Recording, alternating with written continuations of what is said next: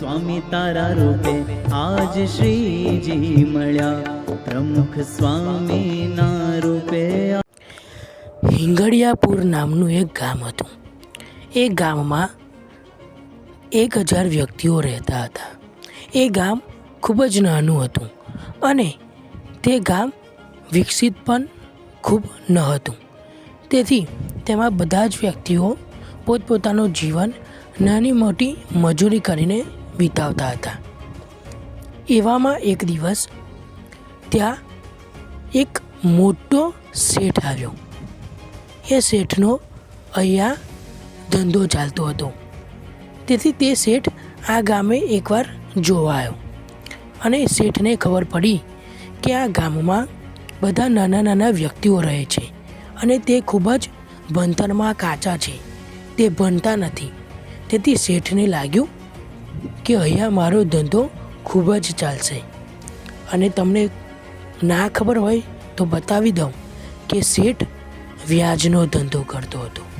પૈસા આપે અને મુદત પૂરી થાય તે પછી પૈસા પાછા લઈ લે અને તેના પર વ્યાજ માગે। વ્યાજ એટલે કે ઇન્ટરેસ્ટ માગે। તેથી આ ગામના વ્યક્તિઓ રહેવા આવી ગયો આ ગામમાં અને આ બધા ગામના વ્યક્તિઓને તો ખૂબ ખુશ થઈ ગયા કે વાહ, અમારા ગામમાં મોટા શેઠ રહેવા આવ્યા છે। અને તે શેઠે કેવું કર્યું, બધાને કહેવા લાગ્યા કે જેને જેટલા પૈસા જોવે ને એટલા મારી પાસેથી આવીને લઈ જવા અને એના ઉપર થોડા પૈસા વધારે લઈશ। તો બધા ગામના વ્યક્તિઓ તો અભણ હતા અને તે ખૂબ ભણેલા ન હતા, તેથી બધા ખુશ થવા લાગ્યા કે વાહ વાહ, શેઠ કેટલો સારો કહેવાય, અમારું ભલું ઈચ્છે છે, અમારે પૈસા આપે છે। પરંતુ તે બિચારા વ્યક્તિઓને ખબર ન હતી કે એ એના પર ઇન્ટરેસ્ટ એટલે કે વ્યાજ માગતો હતો। પછી થોડો સમય ગયો ત્યારે તે બધા વ્યક્તિઓને ઉધાર પૈસા આપતો હતો। પછી જ્યારે શેઠ બધાના ઘેર પૈસા ઉઘરાવા જાય ત્યારે તે બધા વ્યક્તિઓ પાસે તો પૈસા ન હતા, કારણ કે એ બધાને તો લાગતું હતું કે શેઠ પાછા માગવા નહીં આવે। પરંતુ આ શેઠ તો કડક ઉઘરાણી કરતો, તેથી જેના ઘરમાં પૈસા ના હોય એની પાસેથી જે પણ વસ્તુ હોય એ લઈ જતો।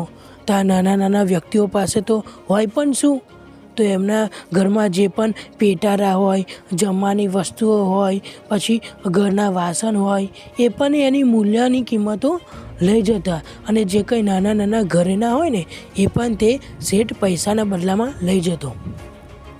હવે આ નાના નાના વ્યક્તિઓ કરે પણ શું, એમની મજબૂરી હતી કે શેઠના પૈસા તેમને લીધેલા એટલે તેમનાથી ના પણ ના કહેવાય।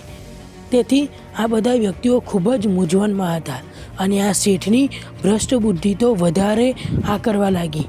તે હવે શું કરતો કે જ્યારે પણ તે કોઈપણ વ્યક્તિ તેમની પાસે ઉધાર પૈસા લેવા આવે ત્યારે 20% 30% જેટલું વ્યાજ ચડાવી દેતું અને આ નાના ગામના લોકો અભણ હતા, તેથી અમને કશું ખબર ન પડે, તેથી તેઓ શેઠ સામે કશું બોલી પણ શકતા ન હતા। તેથી આવું ને આવું ચાલવા લાગ્યું અને ગામના બધા જ વ્યક્તિઓ ખૂબ જ દરિદ્ર થવા લાગ્યા, એટલે કે ખૂબ ગરીબ થઈ ગયા। અને શેઠ તો તેમાં કડક ઉઘરાણી કરે, તેથી બધાને મારે પણ ખરા, દંડો લઈને આવે, બધાને મારે પણ ખરા, કારણ કે પૈસા ના મળે એટલે શેઠને ગુસ્સો આવતો અને તે ઘરે જઈને ખૂબ હસતો કે વાહ, મારો ધંધો તો કેવો ચાલી રહ્યો છે। પરંતુ શેઠને ખબર ન હતી કે છેતરાઈને જ મોંઘું પડે છે, એટલે કે જે અનીતિનો રૂપિયોમાં આવે ને એ અનીતિના કાર્યમાં જ જાય છે, એ વ્યક્તિને સુખ આપી શકતો નથી। આવું ને આવું તો કેટલાય વર્ષો સુધી ચાલ્યું, પરંતુ પેલા જે વ્યક્તિઓ હતા એ શેઠનો રૂપિયો આપી પણ ન શકે અને શેઠ તેમાં માફ પણ ન કરે, તેથી આવું ને આવું ચાલતું હતું। પરંતુ હવે ભગવાનના કામમાં તો દેર છે પરંતુ અંધેર નથી વાલા। જ્યારે ભગવાને એનો રિમાન્ડમાં લીધો અને ખબર પડી કે આ શેઠ આવું કાર્ય કરે છે, તેથી ભગવાને તેની દિશા અને દશા બંને જ બદલી નાખી। તેને પેટમાં પથરીનો દુખાવો શરૂ થયો, એટલે એને તો ખબર ન હતી કે મને પેટમાં પથરીનો દુખાવો પણ થોડા દિવસો વધ્યા એમ તેને પેટમાં દુખવાનું વધતું ગયું અને આમને આમ થોડા દિવસો પછી તો તેને ખૂબ જ દુખતું હતું અને એ વખત તો આ પથરીનો દુખાવો એ કંઈક નવી જ બીમારી હતી. તેથી એની દવા પણ એક પણ દવાખાનામાં હતી જ નહીં. જે દવાખાનામાં જાય એ ડૉક્ટર એમને કહી જ દે કે અમારાથી નહીં થાય, અમારાથી નહીં થાય. આવાને આવા જે શેઠ હતો તે ખૂબ જ પૈસાવાળામાંથી કંગાલ થઈ ગયો. તેના બધા જ પૈસા આ પથરીના દુખાવામાં જતા રહ્યા. પણ હજુ પણ એવું લાગતું ન હતું કે એ પૈસાથી એના બીમારી દૂર થઈ શકે. તેથી તે જ્યાં જાય ત્યાં દવાખાનામાં વાત કરે કે ડૉક્ટર સાહેબ મારી બીમારીને મટાવી દો, હું તમને જોવે એટલા પૈસા આપું.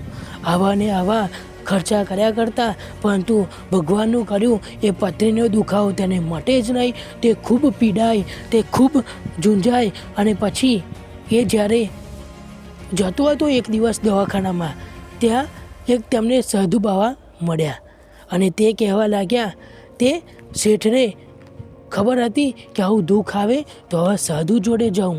ત્યારે તે સાધુ જોડે તે સામે મળ્યા તેથી તેને ચરણ સ્પર્શ કર્યા અને સાધુને બધી જ વાત કરી.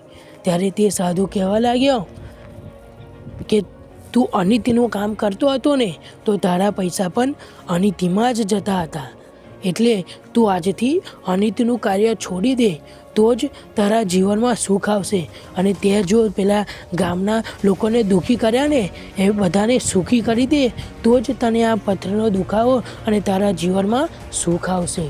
તેથી શેઠને સમજાઈ ગયું કે જો આ મારી લાલચ હતી ને, મેં અનિતિના પૈસા કમાવા ગયો ને તો એ બધા પૈસા મારા અનિતિમાં જ ગયા. તો આપણે પણ આ બોધકથા દ્વારા શીખવા મળે છે કે આપણે કોઈ દિવસ પૈસાની લાલચમાં આવીને અનિતિનું કાર્ય નહીં કરવું.